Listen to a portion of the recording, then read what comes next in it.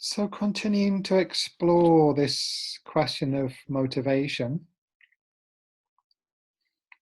what is it that we really want? And it's like, this question comes at the beginning in the traditional Buddhist teachings and here as well, because it is really the starting point, isn't it? We're here spending, 12 weeks together, quite a long time, in order to head in some direction. And that direction that we head in our lives, where we where we head for, what destination that we aim at in life, really determines a lot about what happens in our life, and obviously we want it to be something that when we get to the end, we look back and say, I chose a good direction. I chose good aspirations, goals, ambitions in my life. So that's why it's very useful to think quite deeply, reflect on this quite often, I think. So I wanted to introduce this perspective of change, impermanence in Buddhist language, and of course, the end, death, that there is this end point. Whether or not we continue, or in what form we may continue beyond that, is really, it's unknown at this moment. So we can strongly believe in reincarnation or whatever, some other form of continuance. But I think we have to accept we don't really know right now. But I think what we can clearly see,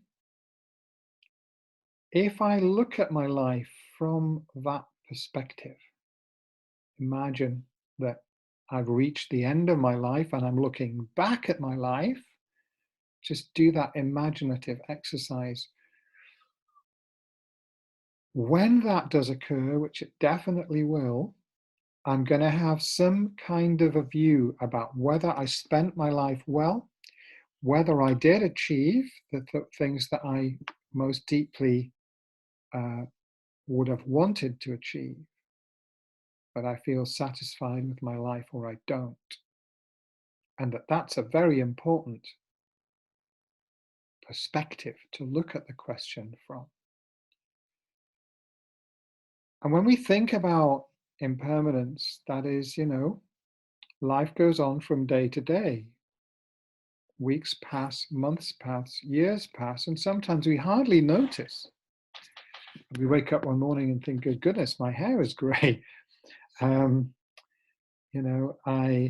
still think of myself as, for a long time, I think I've kind of inwardly thought of myself as 24 and my career is just beginning. That's not the case anymore. And time sneaks up on us, doesn't it? And we find, I did have such and such an ambition when I was younger, and now it doesn't look very likely that that's going to happen. Now, I don't know how many of you, have those kind of thoughts and feelings. I think a lot of people do. I certainly do. But even if we don't, it seems like a question worth asking. What could I be doing with my life that would make it as worthwhile as a life as possible? So that's what I want to continue to explore this week. And we just dipped a toe in the water in the last week, and we're going to go a little bit deeper.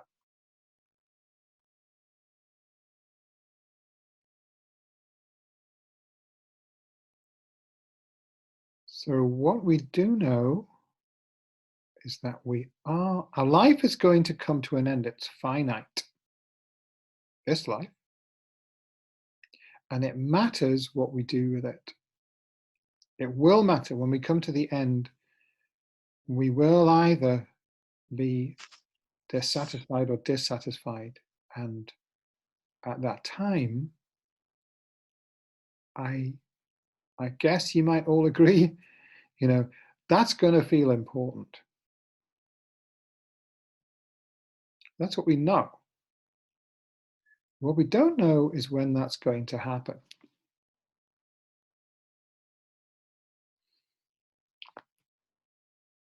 And that's something that we don't,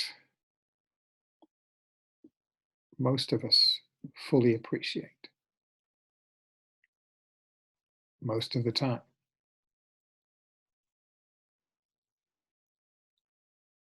Speaking for myself, it's very clear in my mind, it's going to be about 30 years. My mother died when she was 99, and I'm 60, nearly 67, so, round about that time. It's my assumption, my working hypothesis. But it's a very shaky one. So a lot of people right now have suddenly acquired a very different perspective on when their life might end. Because for some of them, it's ending right now and they didn't expect it at all. Or some of them have very good reason to think that it might end soon or that they're at risk. I guess we're all feeling that to some extent, some more than others.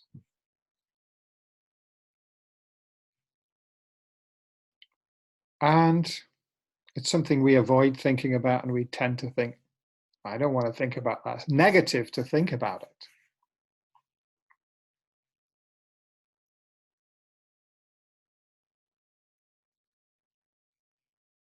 Even it's negative to think about we are going to die eventually.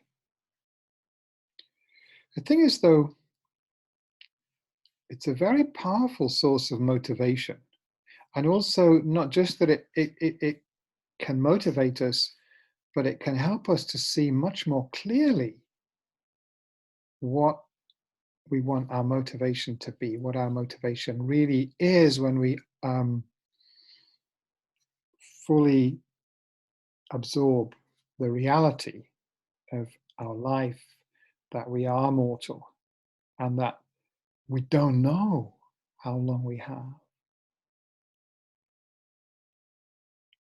Because it has a strong ability to put an end to this drift from day to day.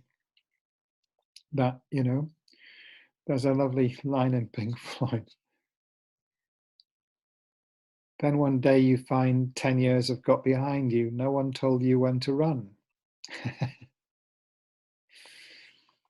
And so this reflection on impermanence and the inevitability of death and the uncertainty of when that will happen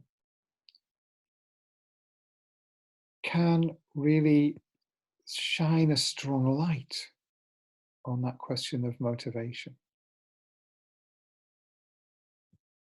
It can clarify our priorities very powerfully. So that's what I wanted to explore this week. I'm going to just talk a little bit more about impermanence and motivation, and then we'll open it up to a discussion.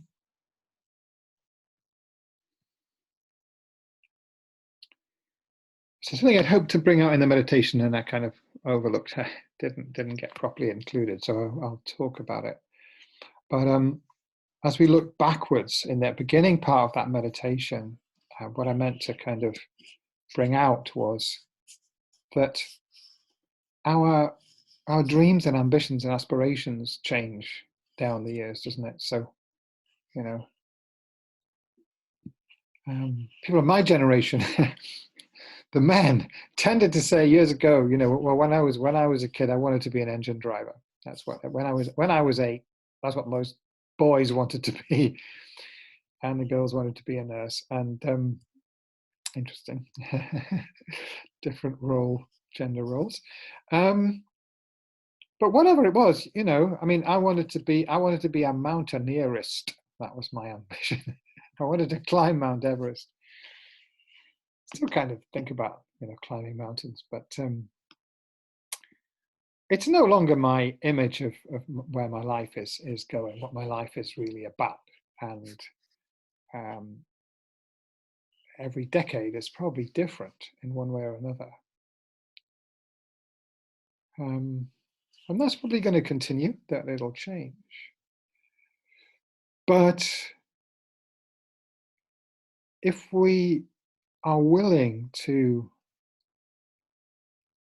go into this inquiry, what do I want to do with my life in the light of the fact that I am definitely going to die and I don't know when?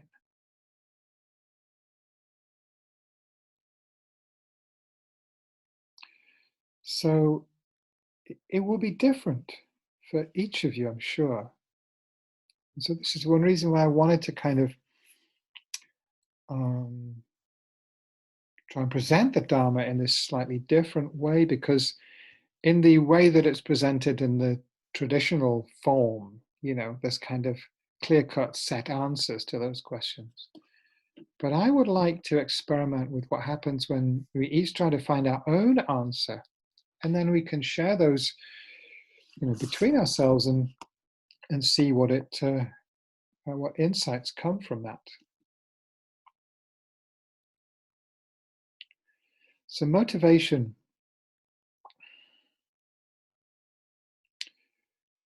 Yeah, again, in the traditional way that the Dharma is presented, it's purely sort of spiritual goals, very specific ones that are advocated, and that's absolutely fine and right.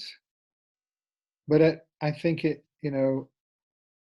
especially in the context of people living in the West, it may not connect so easily with who we are and how we think of our lives.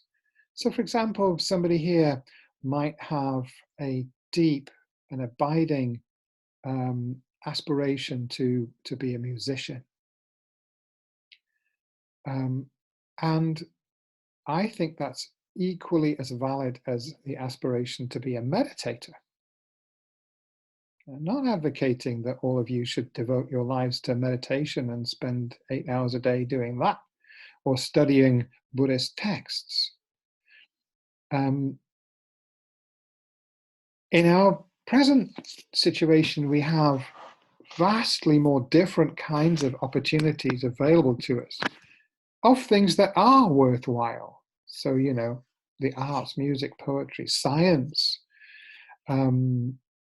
social work, there are all sorts of things and all sorts of different people here, and even in this, small group, who have different gifts, different interests, different things that inspire you, different things that you feel passionate about. And so I want to not restrict this question to things that are traditionally known as spiritual goals, but really just to encourage you to look deeply and find what is authentic for you. Because the more clearly we get in touch with that, it's within all of us, because each of us has huge potential. We each have individual gifts, even if we haven't fully connected with them, not fully aware of what our particular gifts are. Or we may know, but we may not think they're particularly important, but perhaps they're more important than we think they are, if we would allow ourselves to, to give them that value, or to value them for ourselves, rather than thinking about how other people might value our gifts, our interests, our ambitions, our goals. So the exercise of looking at our death is just a way to really, shine a very strong light on that question, so that we can see it more clearly, so that we can, it will bring about a sense of disquiet in a good way. It will unsettle you. and it will make that question come alive. Um, okay, I'm only here for a limited amount of time, and I don't know how long. But what's important?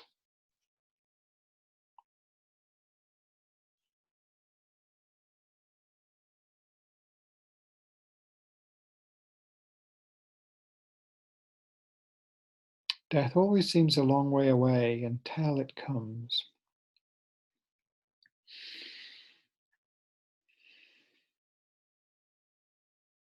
Something else I want to say as well about maybe not exactly impermanence, but time.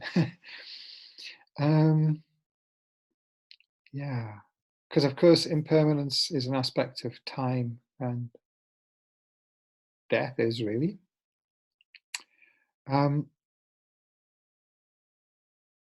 it's been my experience that, especially with meditation, but with other things as well, that people have a tendency to underestimate what they can achieve, their own ability.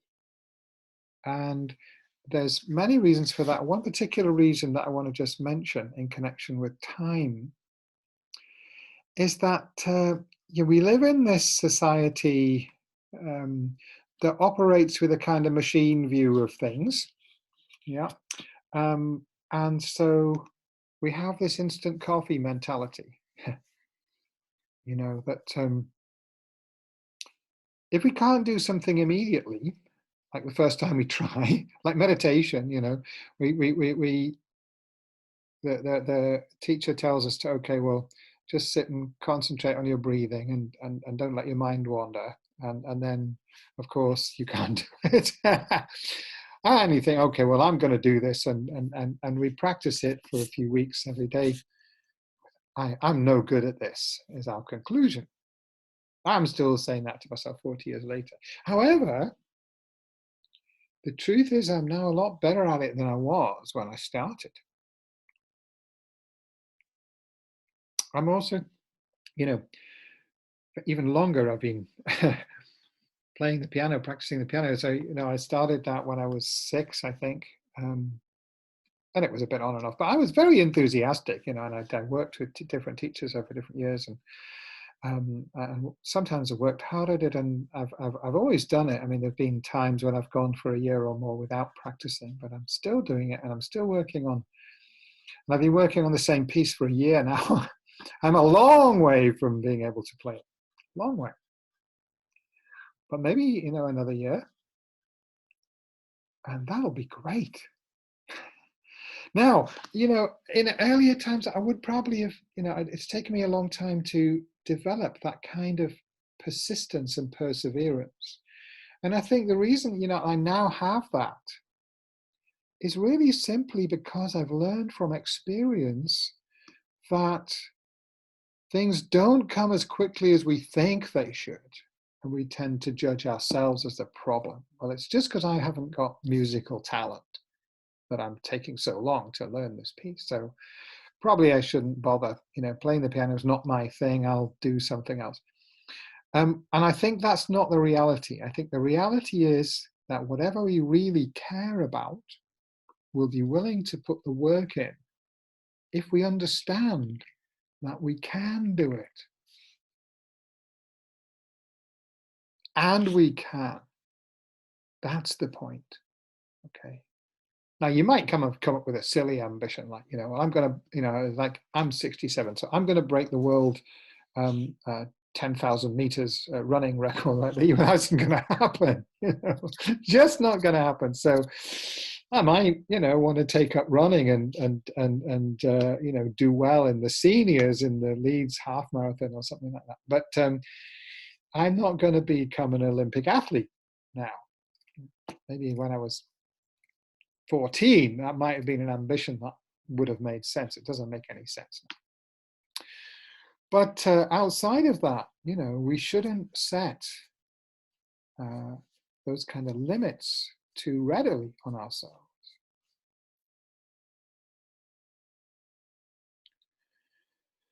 Now, there is something about, the spiritual aspect of this, because out there, there's a lot of people who are very ambitious and who achieve amazing things.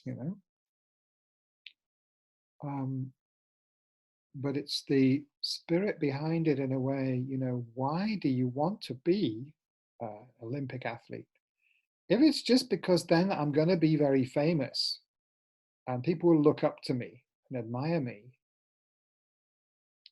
the truth is, if that is the real bedrock of my motivation, the truth is, even if I achieve that, I'm not going to be happy.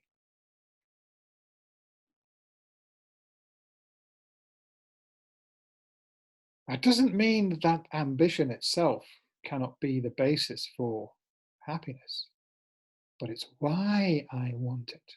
That's the question. So we'll look at that as well.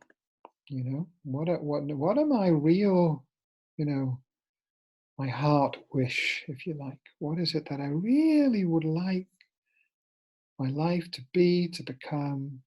So it could be a concrete thing, like an achievement like that, to be a musician or an athlete or politician, possibly. Even some of them, do come from a good motivation. Not all that many, I think, but some do. So it could be anything, and it could be something much more humble, or it could be something that isn't as tangible and concrete, like, as somebody said, being more charitable. That's a fantastic ambition, that's a great ambition. So those more obviously spiritual ambitions or goals are also. But the more concrete ones, they can also be a framework. If the motivation is on the right basis, they can shape a life that is truly worthwhile.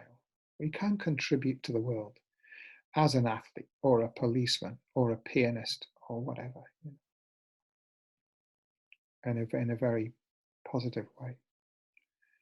So those things are not alternatives to the spiritual path. They can be the vessel, if you like, for the spiritual path.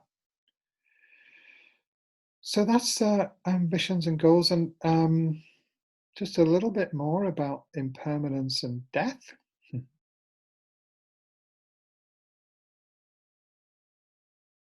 I think whether or not we have this view of reincarnation or rebirth, we don't have to see death as a negative, but we live in a society that does. And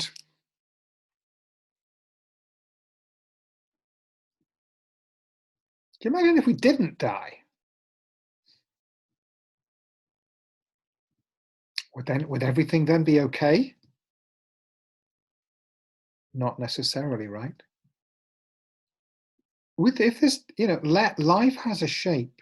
There is birth, there is growth and development, maturity, aging. But with aging can come wisdom. As an elder, we can have a special role in life, and eventually, when the fruit is fully ripe, it drops, and her life is complete.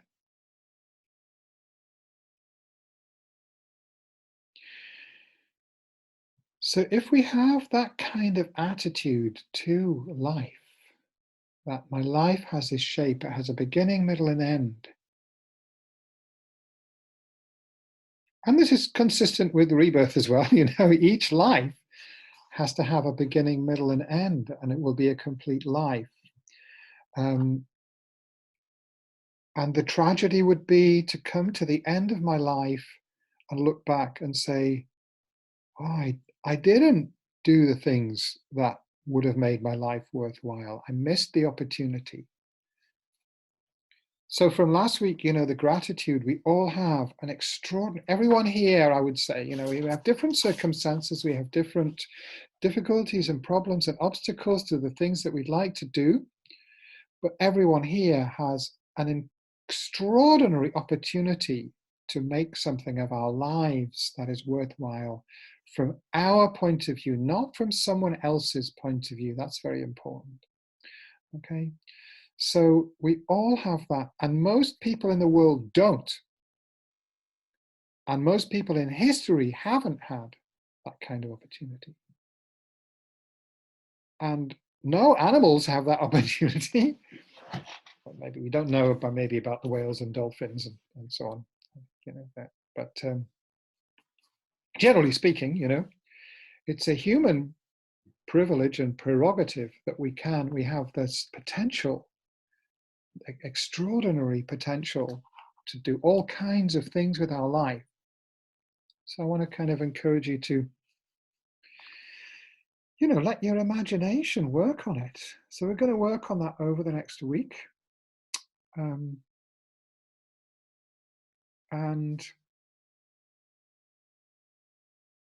work on our relationship with time, impermanence, and death.